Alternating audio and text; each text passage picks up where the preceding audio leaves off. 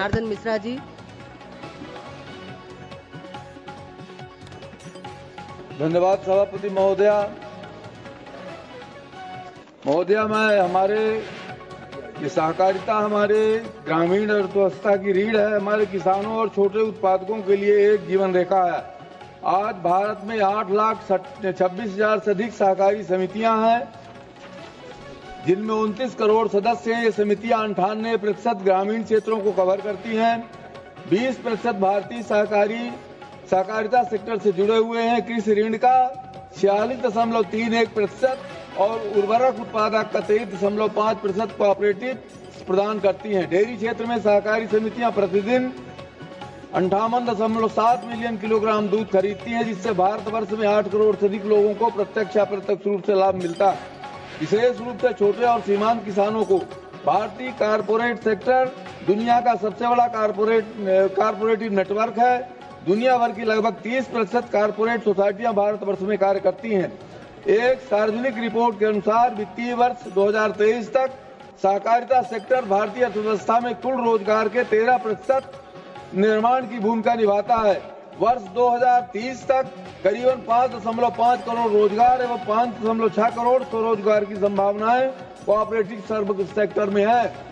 इतने बड़े सेक्टर को भी यूपीए सरकार ने कृषि एवं सहकारिता मंत्रालय के अंतर्गत रखा था।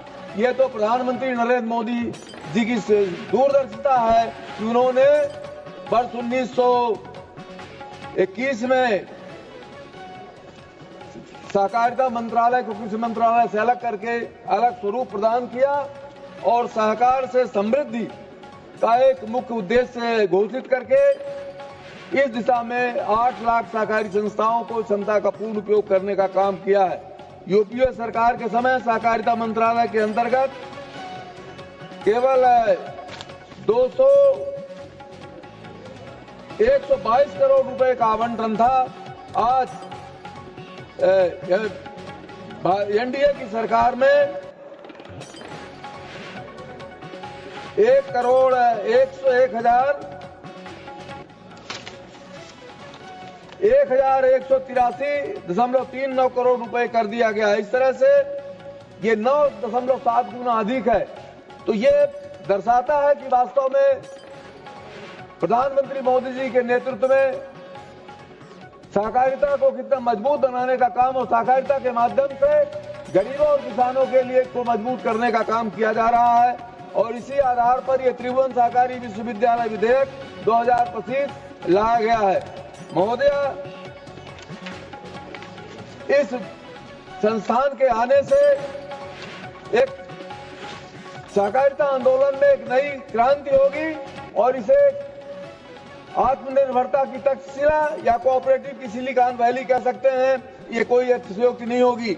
ये 3 आयामों को सहकार, शिक्षा और समृद्धि यहाँ से निकालेंगे और इसमें नेतृत्व क्रांति, युवाओं के लिए प्रशिक्षण और प्रशिक्षण का केंद्र बनेगी। तकनीकी शक्ति, ब्लॉकचेन, एआई और डिजिटल प्लेटफॉर्म से सहकारिता शिक्षण को जोड़ते हुए 21वीं सदी में सहकारिता का आधुनिकीकरण होगा।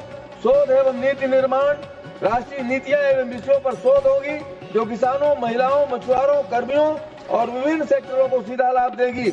महिला सशक्तिकरण, स्वसहायता समूह एवं लखपति दीदी जैसी माताएं बहनें अपने कौशल प्रबंधन, सूचना एवं शैक्षणिक योग्यता को आवश्यकता के अनुसार प्राप्त कर सकेंगी एवं सहकारिता दीदी जैसे नए आयाम निर्मित करेंगी।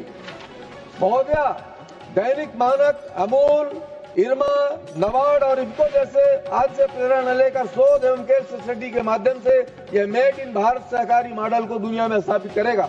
सभापति महोदय, जैसा कि हमारे प्रिय कवि और पूर्व प्रधानमंत्री अटल बिहारी वाजपेयी ने कहते थे, सत्य को छिपाने से उसकी ताकत कम नहीं होती। इस देश में दशकों तक विपक्ष में बैठे लोगों ने सहकारिता से जुड़े लोगों के साथ अन्याय किया ताकि सहकारिता को वोट बैंक और नोट बैंक की दुकान में बनाया जा सके। कुछ प्रमुख राजनीतिक घरानों के लोग सहकारिता में सत्ता जमा कर बैठे गए। उन्होंने युवाओं के लिए न तो ज्ञानार्जन की व्यवस्था की और न ही कौशल प्रबंधन की और न ही शोध की। दशकों तक अन्याय होता रहा। यह सहकारिता नहीं, विश्वासघात था। यही विश्वविद्यालय हजारों युवाओं को नेतृत्व कौशल देगा, उन्हें सशक्त करेगा, उन्हें न्याय देगा, उन्हें इन युवाओं को घरानों और पार्टियों की अन्यायपूर्ण व्यवस्था से चुनौती देंगे। ये सहकारिता से परिवारवाद को हटाएगा और सहकारवाद को बढ़ाएगा। महोदया, यह विश्वविद्यालय भारत के कोऑपरेटिव मॉडल को वैश्विक बनाएगा। जैसे हमने योग और आयुर्वेद को विश्व को दिया, वैसे ही भारतीय सहकारी मॉडल अमेरिका, अफ्रीका और दक्षिण एशिया में गरीबी निर्मूलन का रास्ता दिखाएगा। यह विश्वविद्यालय केवल हमारे लिए नहीं बल्कि उस देश के लिए भी लाभदायक होगा जो सहकारिता को ताकत को समझते हैं। महोदया, इसके साथ ही साथ मैं बताना चाहूंगा, ये आरक्षण के सवाल पर एक सदस्य ने प्रश्न उठाया था कि आरक्षण का क्या होगा। इसमें स्पष्ट उल्लेख किया गया है। इसमें विश्वविद्यालय प्रवेश और नियोजन में आरक्षण के संबंध में केंद्रीय सरकार की नीति के अनुसार काम करेगा। दूसरा, वैद्यनाथन कमेटी, इसमें भ्रष्टाचार की बात बताई गई है। ये वैद्यनाथन का, अरे महोदय थोड़ा रुक लीजिए, ये इनका तो थोड़ा जवाब तो दे दीजिए 2 मिनट। ये जो चोरी किया था आज ये कृषि सहकारी समितियां सब डिफॉल्टर हैं। जिला सहकारी बैंक ओवरड्यू में है, 1 पैसे का कर्ज देने की स्थिति में नहीं है। ये कोऑपरेटिव की को दुर्दशा दिखाने का काम जिन लोगों ने किया, आज वही ये लोग इनकी संरक्षण की बात कर रहे हैं।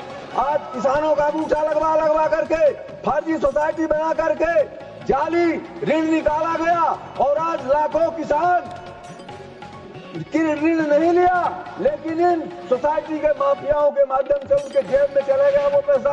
आज किसान ऋण नहीं लिया, लेकिन साहब वो कह रहा है कि अब तो सोसाइटी वाला कहता कि नहीं तुमने ऋण लिया। और इसी कारण देश की अधिकतर प्राथमिक कृषि सहकारी सोसाइटियां में डिफॉल्टर हो गई है। 1 पैसे का कर्ज वो नहीं दे सकती। किसानों को ऋण देने में, किसानों को खाद देने की क्षमता उनकी समाप्त हो गई है, खरीदारी की क्षमता समाप्त हो गई है। ये सब कुछ इन सहकारी माफियाओं की वजह से हुआ है। इसलिए महोदया, शिक्षा से जोड़े जाने का विरोध किया जा रहा है साहब। ये कहा गया, मजाक उड़ाया गया बहुत सीनियर सांसद ने कि होम मिनिस्ट्री सहकारिता मंत्रालय यूनिवर्सिटी चलाएंगे। इसके पहले भी राष्ट्रीय रक्षा विश्वविद्यालय के होम मिनिस्ट्री चला रही है। अंतरिक्ष सुरक्षा के अध्ययन को सशक्त करने के लिए लद्दाख में सिंधु केंद्रीय विद्यालय जलवायु परिवर्तन के मामले में चल रहा है। गति शक्ति विश्वविद्यालय परिवहन और लॉजिस्टिक के मामले में चल रहा है।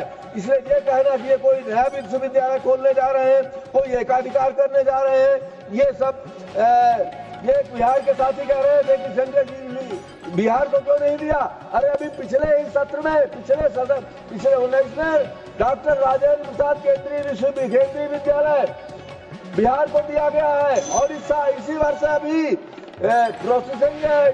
खाद्य प्रोसेसिंग के लिए देश का एकमात्र जो नया यूनिट खुलेगा वो बिहार में खुलेगा। महोदय, इस तरह से ये दिग्भ्रमित करने का काम जो कर रहे हैं विपक्ष के लोग, उनको ईर्ष्या हो रही है कि वो एक जो लूट का तंत्र था, उस लूट के तंत्र को खत्म करने के लिए, प्रशिक्षित लोगों को इस देश में सुव्यवस्थित करने के लिए सहकारिता आंदोलन को एक नया रूप देंगे, नया चेहरा देंगे। स्वच्छ और सुव्यवस्थित साफ सुथरा चेहरा देने के लिए जो काम किया जा रहा है, इनके कालिक उठेगी। इस वजह से ये सब इसका विरोध करने पर उतारू है। जिन लोगों ने समर्थन किया उनके लिए बहुत बहुत धन्यवाद। इसी के साथ ही साथ अपनी बात समाप्त करता हूँ। जय हिंद, जय भारत।